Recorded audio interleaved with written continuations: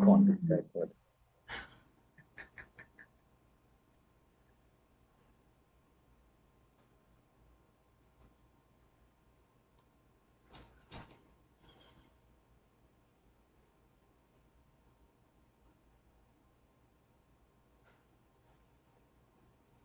All right. So, hello and good afternoon. Good day, everyone. My name is Triston Gollop, the program coordinator at the Family Life Commission. And today we are back with Alicia Hoyte and Tricia Syms as we continue our conversation of parenting in uncertain times, finding hope. So I'm just going to allow quickly Alicia and Tricia to introduce themselves to you. So we can start with Tricia. Of course. So I'm Tricia Syms, wife of one, mother of two, and the Episcopal delegate of the Family Life Commission, and it's really good to be here. Thank you. And hello, everybody. I'm Alicia Hoyte, wife of one and mother of five, mental health professional and facilitator with the Family Life Commission.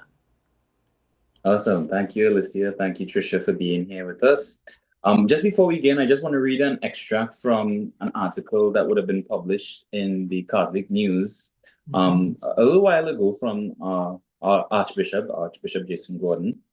And they pose him a question. It goes like this: What are you thinking about for this Advent season? And he responds, the Advent feels unlike any I have ever lived through. Our nation finds itself caught in the cross currents of global geopolitical struggle between powers far larger than us. The arrival of U.S. Naval Forces Southern Command, its ships, carriers, and aircrafts filling our waters, has shaken our long cherished conviction that the Caribbean is a zone of peace. It is the largest show of military forces of military forces in our sea since the Second World War. For many, this has brought a deep unease, a sense of anxiety, even dread hangs in the air as we watch the instruments of war gather around us. While we yearn for an end to narco trafficking and the violence it brings, and while we long to be freed from the nightmare that has tormented our nation, we are still human. We fear our present and our future.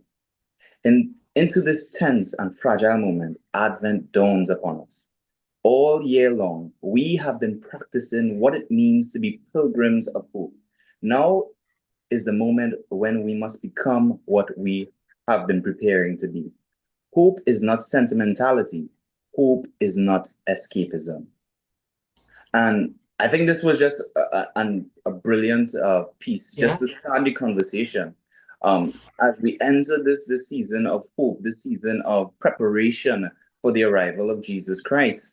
I guess as we begin this conversation, I think it would be fitting just to ask you all, how can parents teach children to value kindness and community in a society that sometimes feels divided?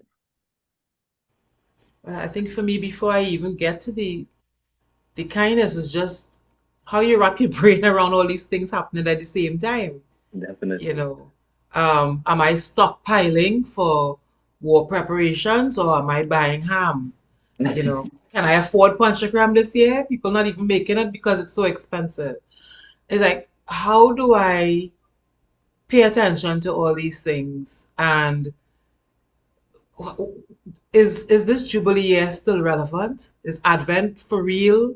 How does it fit in with these very, very real threats and realities? And those are the kinds of questions that come into my head first as I think about my kids. And I sometimes you're tempted to think, okay, just forget about all that and just see about me and my own. We go in and buy ham, pick up tree, and we good.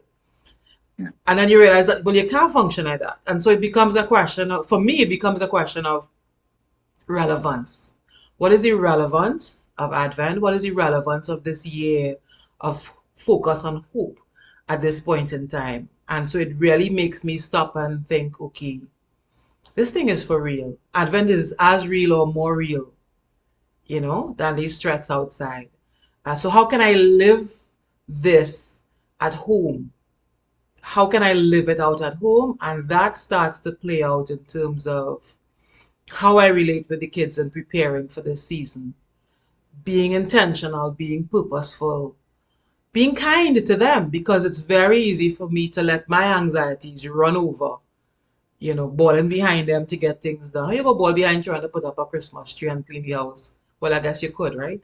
But for me, it comes down to, okay, how am I going to treat with the realities of this being a season of waiting on joyful hope in a time when everything feels chaotic? And for me, that has come down to how I treat with my children and with each person in the household from a place of gentleness, purposefully. That is me. Definitely. Thank you, Alicia. Tricia? You know, when I read that article, I was like, His Grace on point here. But I think as I looked at it in terms of Advent and, how do I keep, how do we prepare families? How do I prepare my own families? A little example last night. Mm.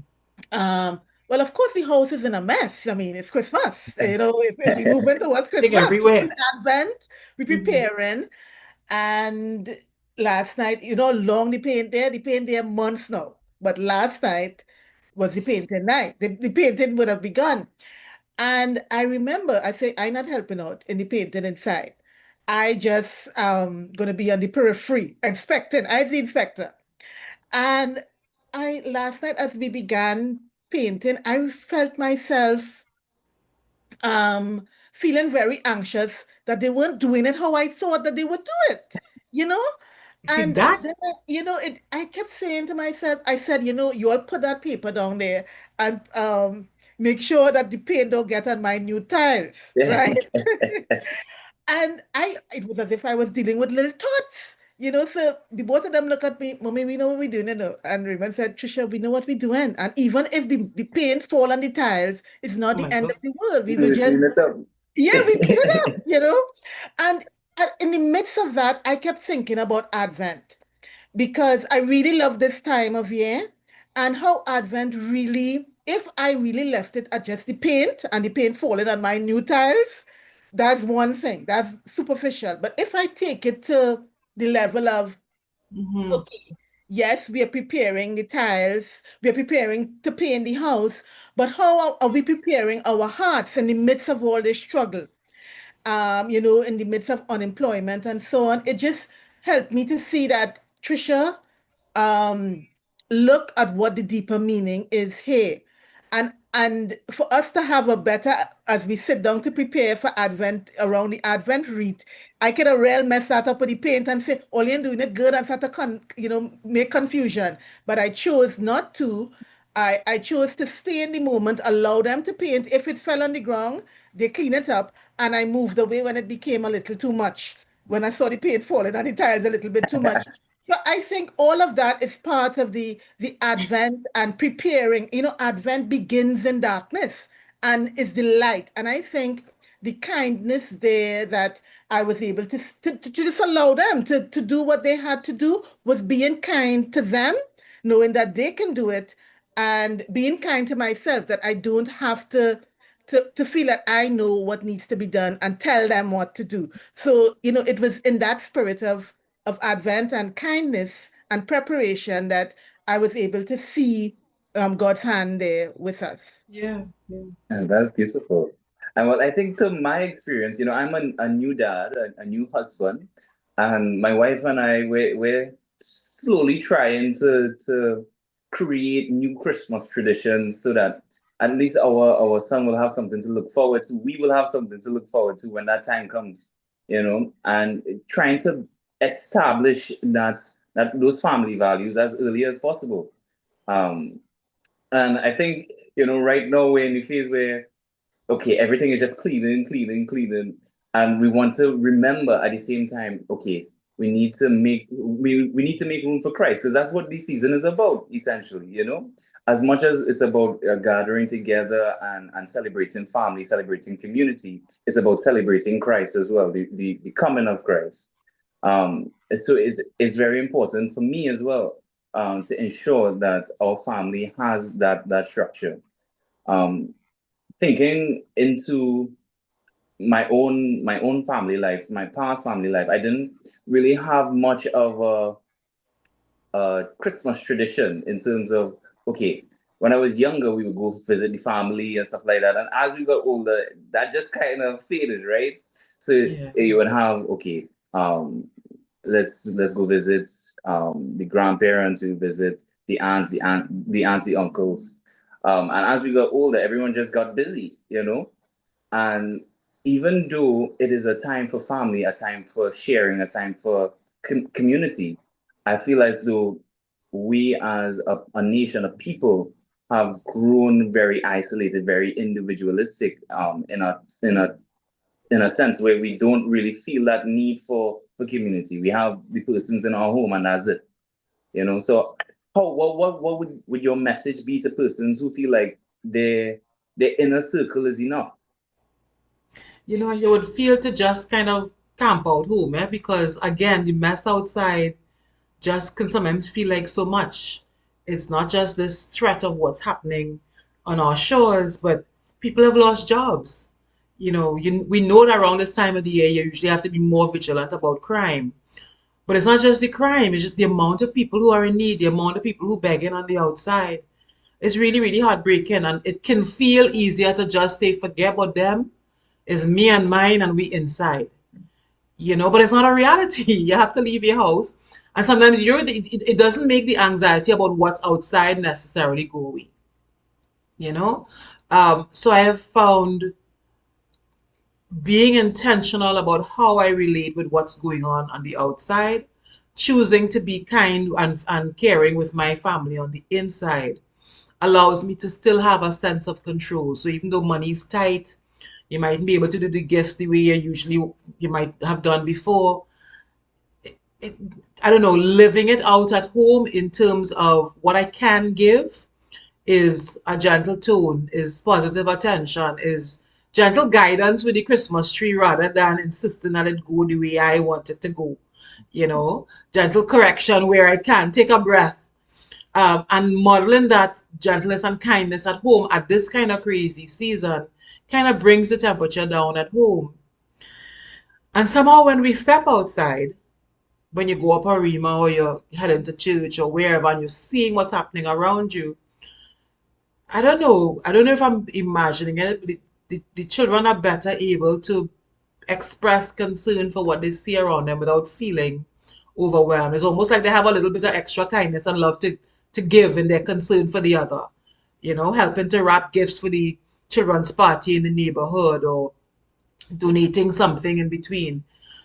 So I find that when I'm intentional at home, it makes me feel a little bit more in control of the situation that feels so chaotic because I'm choosing rather than reacting.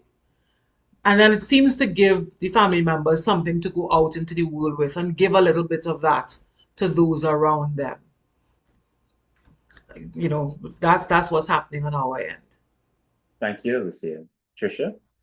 I think for me, this whole thing about waiting for Christmas is this Mm, year is different. I mean, you're not seeing as much decorations. There's a difference on the yeah, externals, yeah, and that can the externals it is challenging because that's what we are accustomed to. And yeah, when I don't see it, I wonder, are we really getting into Christmas? How do we get into Christmas without the externals? yes, And when I don't, it reminds me of when we were in COVID, and like you didn't know what to do, how to feel. Should I be getting excited or not? And I think that at the beginning of Advent, it was very unnerving for me because I was saying, we have a son who is coming in, and I said, should we let him come back or should we not let him come back? mm, And it's really, staying in that moment and the waiting. And waiting is, I find it so hard. But I was reading, and reflecting because I always loved Advent. I was pregnant during Advent on the two occasions, and I remember what a wonderful time I was able to identify, oh, with this waiting and excitement. And we don't have that external, we're not seeing a lot of that. So I just have to keep reminding myself, Tricia, in this darkness, this is where God wants to show up. In this time of being a pilgrim of hope, hope doesn't just flops down. It comes through building character and endurance. In Romans 5, it talks about that. So it's in the waiting and building the character and not wanting to do all these external things, but it's reminding me that Advent is an inside job. So how am I cleaning out my own heart and in my own home too, through the words that I'm using, through my behaviors, whether it be silent treatment, or am I choosing to engage, or am I choosing to just go into silence and not say anything, but really spewing on the inside? Am I choosing to visit with people and share what I have with people, or saying, Tricia, you know what coming us, keep what you have, Gotta keep what you don't share have. what Yeah. you have. So I think, knowing that people have lost their jobs, am I willing to give, on the highway when people are begging or they're asking for to wipe your windscreen? I said, at least they're not in crime. So maybe I should give, $5 or something, so that people can, they're trying to earn an honest dollar. So to me, it's really thinking it through and searching my heart as to where I am at during this Advent time. Yeah, I think when we can act deliberately and intentionally in that way in our home, it gives our children hope. It gives them the understanding and the belief that it's possible to strive after something good in the midst of what feels like darkness. It's possible to still choose our actions as human beings, and that's what it means to be human. Kindness is about benevolent acts of care towards the other. I can choose that. So the world might feel very uncertain right now, the economy and everything, but I can choose how I act towards the other. So just when you're talking about traditions, and I think finding a way to balance Advent and Christmas, because you want to just put everything up for Christmas first, and I think what has evolved, and maybe COVID did that too. I think what has evolved is that we would rush and pull out the Advent wreath from storage first, and day by day, week by week. So when I say about putting up the tree, all that is the bare trees up, but the focus is still the Advent, and by next Sunday and next Sunday, you might decorate a little bit more. And gradually there's a shift from the focus on the Advent wreath to the focus on the Christmas tree or the Christmas. So going up bit by bit by bit, and there's this gentle movement. And I found that kind of builds a nice anticipation. So for now, we sit down in the middle of the mess. The wreath is at the table, and you're remembering to take 5, 10, 15 minutes from all the madness to pray and to remember to wait in hope and to wait in peace. And it's intentional. Again, we're doing this. And for me, it was all about intentionality, because easily, Tricia, like I said, with COVID did that too. It took away a lot of the externals. And you can be left wondering, okay, well, was that just empty tradition? I think for me too, having 20-year-olds in the house, they don't have to do what you say as much anymore. They could just dismiss the whole thing and go their merry way. And then the fear comes into my heart, well, was this all just cute childhood tradition and now things for little old ladies and grannies, or does this have meaning for them? So everything I do now, I'm thinking about, this has meaning for you now. The kindness, the choice of looking towards a better future, the choice of believing that Christ is coming, has come, and will come again. Yeah. That has meaning. So the transition from Advent into the Christmas season has developed more poignancy, I think, for me under pressure. Like when you have to run to a shelter, you have to think about what's most important to take. Yeah. That kind of scenario. I have to now think, yeah, this actually is important. This actually is of deep, deep relevance. I always felt so, but even more so now. And be intentional about the atmosphere I want in my home at this point in time. And I think that has made a positive difference. Awesome. Thank you, Alicia. And for me, when I think of that understanding of kindness and community spirit within the household, that external factors play a huge part in influencing our children, the way that they think, the way that they the things that they like, the thing that they want to be involved in. I remember, I think I shared this with Tricia as well. I remember facilitating a session on conflict de-escalation, and this young boy, he was like, "So my mother tell me if somebody hit me, I need to hit them back." I said, "Why she tell you that?" She said, "Because she don't want nobody taking advantage of her son. And sorry, don't pass curry." I said, "Sorry, don't pass curry. What that mean?" He said, "I don't know. Yes. My mother tell me that." And he going down wrong and strong, right? So he is just like, this is what I believe because this is what my family taught me. And because he has such a bold and courageous voice in the classroom, he could possibly be influencing his Yep. peers to adopt that same mentality. Mhm. So how do we build children that are so resilient that they are able to decipher from good and wrong um, within situations like that? Even though somebody come up to them and they let's say they get hit, and um, how do we teach them to turn the other cheek? I think it takes strength to be kind, eh? For It sure, takes most to not hit definitely. back. It takes strength to walk away. Again, this issue of need. I'm seeing more people coming by the gates, begging for help. As you step out into a room where you're running into people. And I imagine I was being nice and kind or faking it at home to my children, and then when I see people outside, I run at them like this old dog. Or are being mean and balling behind your home about cleaning up the paint on the floor and not putting up the tree properly. And then when I go outside, I'm being nice and sweet to the stranger outside. None of that resonated. But if I'm practicing it at home and then you see me practicing it outside, I think that's the teaching and the modeling right there. It takes courage to be kind. The easiest thing for me to do is lock you off, ignore you, slap you back, whatever, and go my merry way. It takes strength. So when our children see us struggling and trying, they know you really want to say something, but you took the time to take a breath before you respond, that kind of thing. Yeah. It models it for them. And when we celebrate them making the right choice at school, so they come and tell you what went on at school and you ask them what did they do. And they tell you, and you could say, well, wow, that was difficult, but I'm so proud of you for what you did. So when we reinforce it in them and we model it home, they get one message. So right now, I feel like as families, our superpower is being intentional about how we do things because a lot you can't control, but how you respond to it, that's what we still have. You know? Most definitely, yeah. You know, that's the thing about hope. Hope is not about being naive. Hope Right. transforms how we live in the midst of all the confusion and the danger and the bacchanal.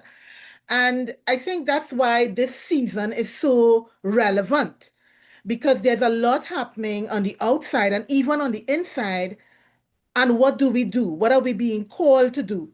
And I think it's one of, you know, what really matters. Somebody told me they bought a 200 US gift for somebody.